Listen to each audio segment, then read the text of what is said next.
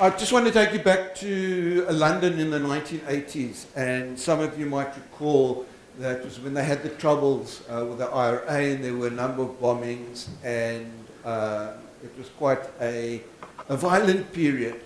And I was on the tube in London, and suddenly everybody noticed that on the carriage floor was an unattended briefcase.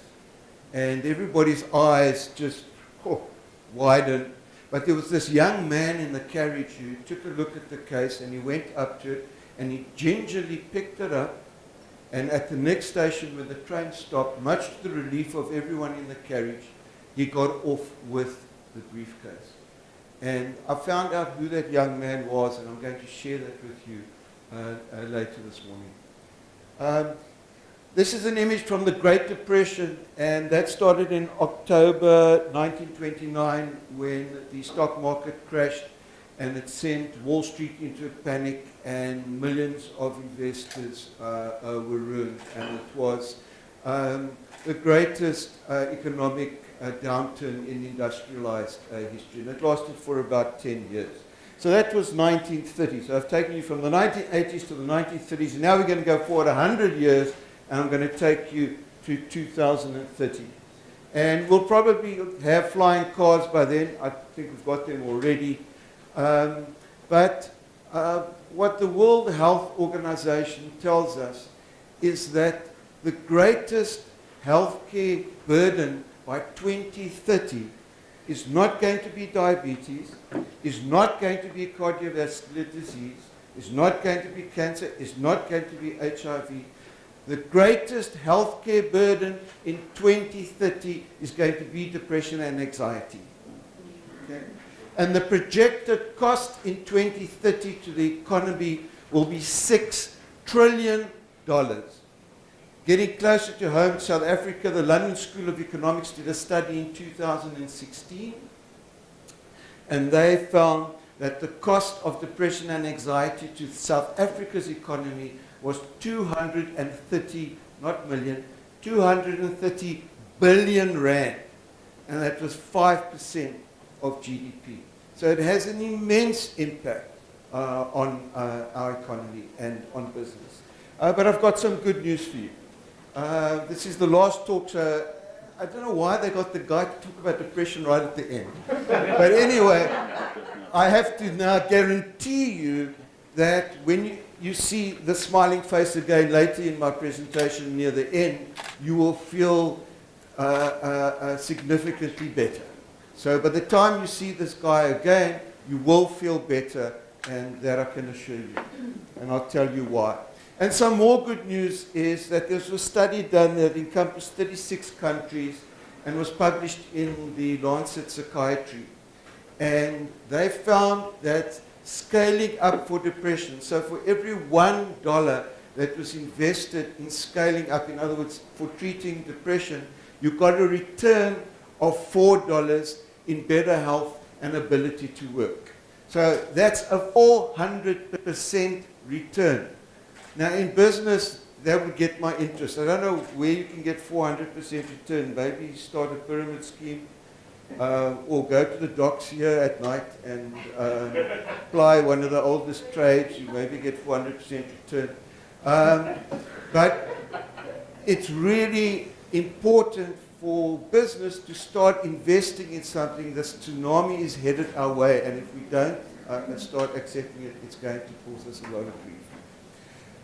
We often define something by its opposite, and people often think that the opposite of depression is happiness. Okay, but that would be incorrect.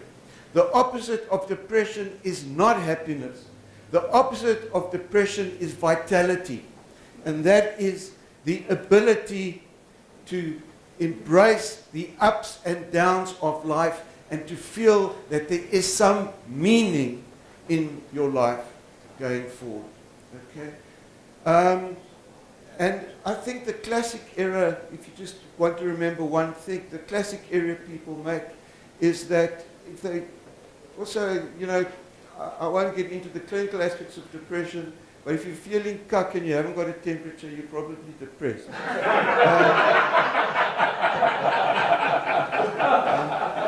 But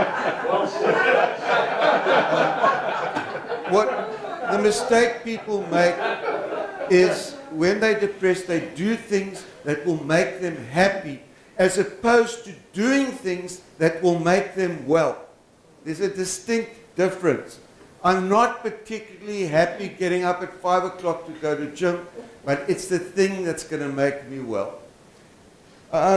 Let's get back to that young man on the train. And that young man on the train in the late 1980s was me. And I had depression at that stage. It wasn't diagnosed. I didn't know what I had. I just thought I was full of shit. And life was crummy.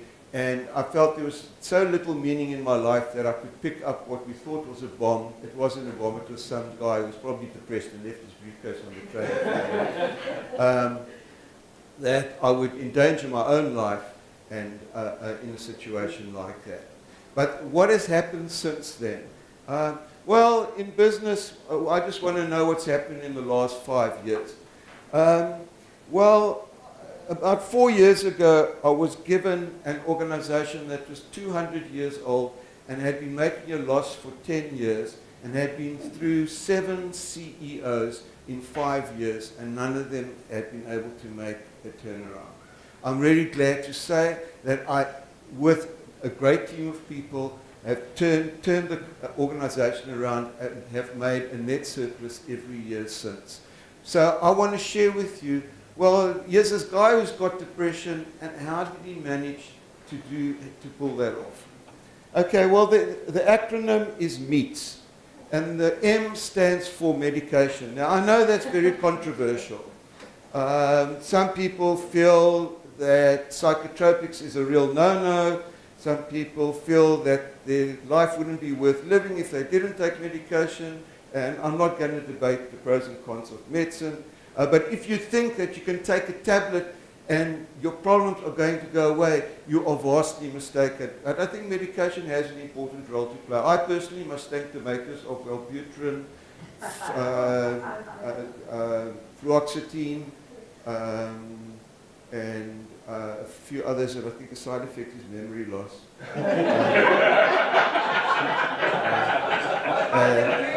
And also the person who invented shock therapy, because I've consumed them all and they have worked for me to a degree, but it hasn't solved the problems. You have to deal with the full acronym. The second E is exercise. And I don't mean that, oh, I'm going to go for a brisk walk every morning and I'm going to feel great. As a human being, you kind of, that novelty is going to wear off. That's when people go to gym and they sign up, they'll go 3 times the first week, twice the second week, once the third week, and then they'll keep their gym membership because they could go to gym if they wanted to. What you have to understand is that it's not going to be easy. Exercise is an important and has been shown to be as effective as medication for depression. But you have to work really hard at the exercise, and the novelty wears off very quickly. The second E is what you eat. Fruit, a diet high in fruit, vegetables, fish, olive oil, low-fat dairy has been shown to decrease the risk of depression, and a diet high in saturated fats, in processed foods and refined carbohydrates and low consumption of fruit and vegetables has been associated with a high propensity for depression. So what you eat is also important, but I don't feel particularly happy steaming my vegetables at night. I prefer to go to McDonald's or KFC or any of the other drug guys. But things that make you happy and things that make you well are two different elements. Then the T is what you think, and it's not so much what people say to you, but what you say to yourself. So the things you don't want to say is the all or nothing. In other words, I failed my exam, I'm a total failure. Okay? Overgeneralization. I didn't get the promotion, so my career will never go anywhere. Selectivity. We look for the negative aspects in events as opposed to the positive. Magnification. I made a mistake. How terrible. My life is ruined. Feelings of fact. I feel like an idiot, so I must be an idiot. Ronnie read out all the things that I've done in my life, and in the first few weeks or the first few years of all those jobs, you feel like an idiot, but that doesn't mean you are an idiot. That's part of the learning curve. And masturbation. I should be this. My marriage should be perfect. I should have enough money. I should enjoy my job. It's all the shoulds in life, and unfortunately, that you're setting yourself up for frustration. So we've done 4 M's. It's medicine, exercise, eat, think, and the S stands for? So not sleep and depression has a very complex relationship. But I thought I would rather look at socialize, where the evidence is that socializing does help alleviate the symptoms of depression. And it depends on how you like to socialize. I know guys who are in their 60s that go to raves because that's how they get, I don't know, the socializing. I personally prefer just to go with coffee for friends, have a chat, or go for dinner like we're going tonight and have too much to drink, which I can because I live here and I can just walk home. But socializing is also an important aspect. So I said to you, by the end of this talk, you will feel decidedly happy here, and why is that? And let's take an example of a long weekend. When do you feel great about the long weekend? Before it starts. The Friday, it's not logical. You should feel great about the long weekend at the end of it when you've benefited from it. But you don't. Expectation is an incredibly powerful influence on your state of mind. And I made you expect that you would feel better when you saw this chap again. So I tricked you, and I'm glad I tricked you. So my talk, just to end, I've called Blue People Mean Big Bucks. It doesn't mean that the pharmaceutical companies are making big bucks out of it, which they are. But I feel that we need to stop avoiding the topic. We invented terms like burnout, which is no medical term at all. Burnout says it's not my fault, I work too hard. As we're seeing enormous economic losses through things like absenteeism and now what's called presenteeism, which is a medical term for I am at work but I'm not engaged. So I can just leave you with this thought: don't hope that things will get easier, hope that you will get better. Thank you so much.